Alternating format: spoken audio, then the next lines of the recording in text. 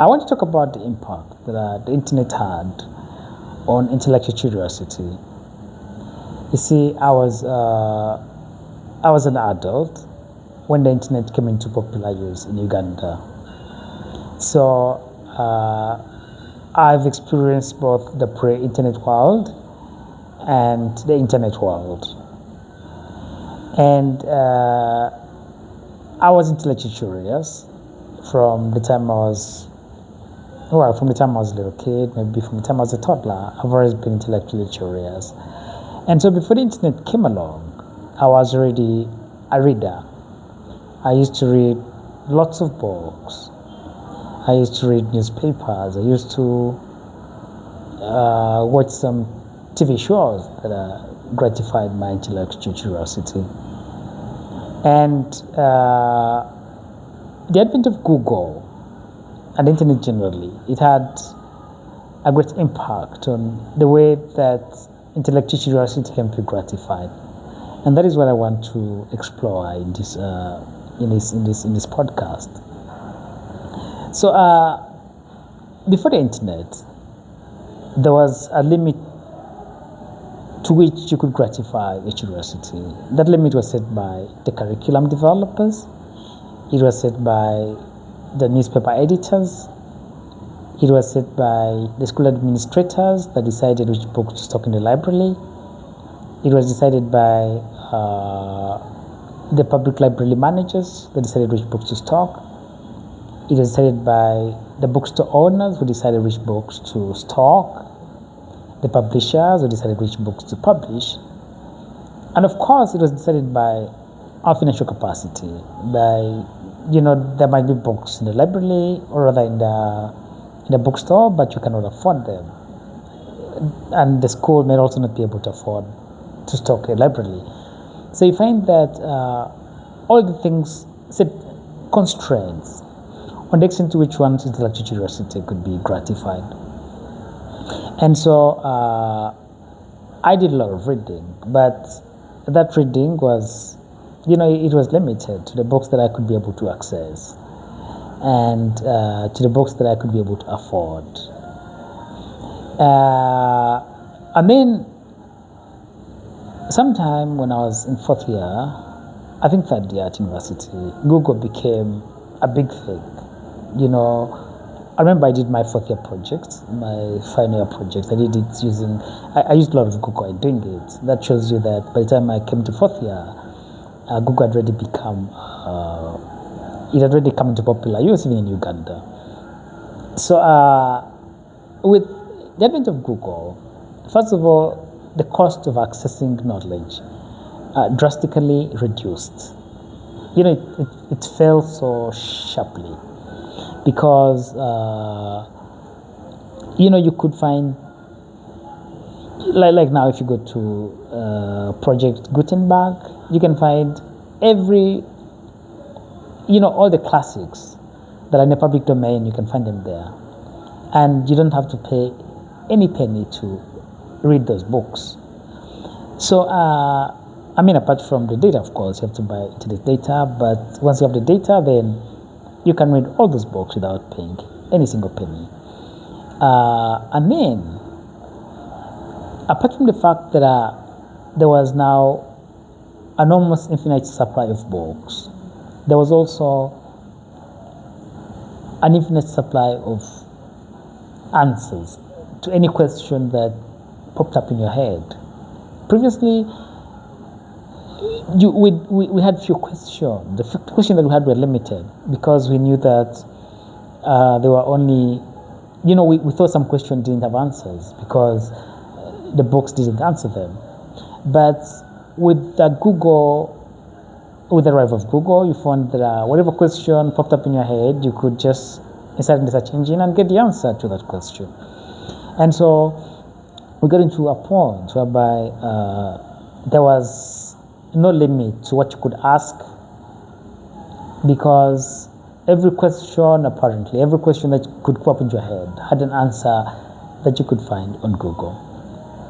And so the impact that it had on intellectually curious people like me is that we fell into a state of distraction because, a question pop in your head and you go to Google and get the answer to it, and as you're getting the answer, another question pops up in your head and you go to Google and again you get the answer.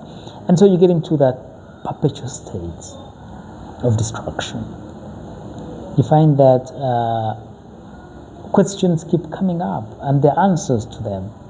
And so we go to that point that you could call a place of freedom, because it means there is nobody that is restricting the answer that we can find or the question that we can ask.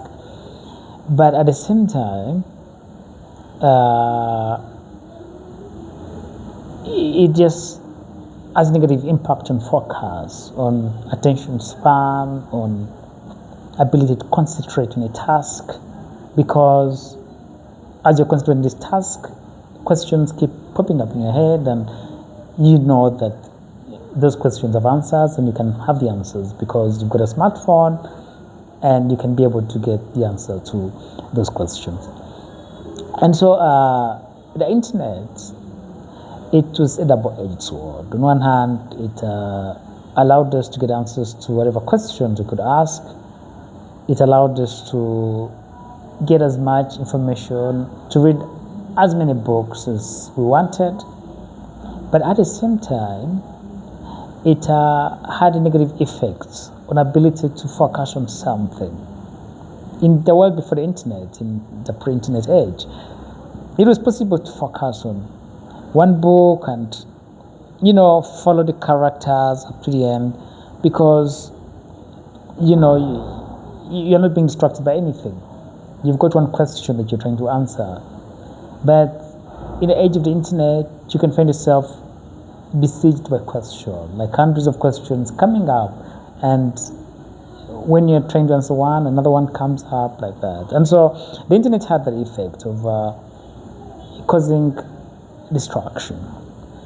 And the social media wasn't matters, because whereas with Google, the question that you got, the question that popped up in your head they were generated in your own mind. You're the one looking for information to the question that have come in your mind. But with social media, people give you answers, questions you've not asked. You open the timeline, you find all sorts of things that you didn't ask anybody about, which you probably didn't even want to know about, but you find yourself being bombarded with all sorts of information that you didn't ask for. And so the social media, it wasn't matters.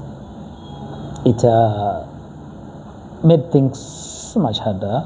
It made it so much harder for one to focus on something, because now, apart from the fact that you've got all these questions that Google cannot give answers to, now at the same time you've got all this information that you didn't even know existed, but which people are throwing at you, and some of which is actually attractive. You find yourself attracted to it, and you can find yourself spending an hour scrolling, seeing what someone is saying, what the other person is commenting, and then how they are fighting, how they are being violent on each other. But all this involves time. All this involves time.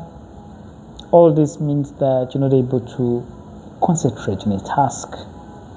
And yet, one of the great lessons of history, one of the things you learn when you study the great men of history is that they all achieved greatness through concentration. Nobody ever became great through distraction, through following every wind of. You've got to focus on something. You've got to focus on something. You've got to concentrate on something. Give it your full focus and pursue it until you achieve a unique answer, an answer that nobody else has achieved before. And that ability to focus, it is something that has suffered in the internet age. It is something that is getting lost, and which need to find a way to recover. And I have found that the way to recover that, the way to recover focus, the way to recover concentration, is by going back to books. Because when you read a book, reading a book after getting exposed to the internet for so long can be so hard because your attention spans have got reduced, and yet a book requires a long attention span. So it is analogous to, doing physical exercises in order to strengthen your muscles again. And it's painful, right? But it is necessary. If you really are going to achieve greatness, you need to have the ability to focus. You need to have the ability to concentrate on something. You need to have long attention spans. And the way to develop a long attention span is to read a book. Read a book, read it for 8 hours. If it's a good book, a book that can actually captivate you, then it makes things easier, because that's now like going to the gym and finding that as you are doing all these as jumping around, you're also playing music that you love, so it makes the physical exercises easier. The same thing with reading. If you are reading a book and it's a very good book, then you'll find that it becomes easy to sustain the attention, and over time you'll find that you're acquiring the long attention span once again. And so I found that has worked for me. That has been something that has helped me recover from all the distractions that I had begun to suffer, and attention spans that began to suffer as a result of the internet and social media. I think it might work for you as well. So just get a book, find a book that you truly like, and read it.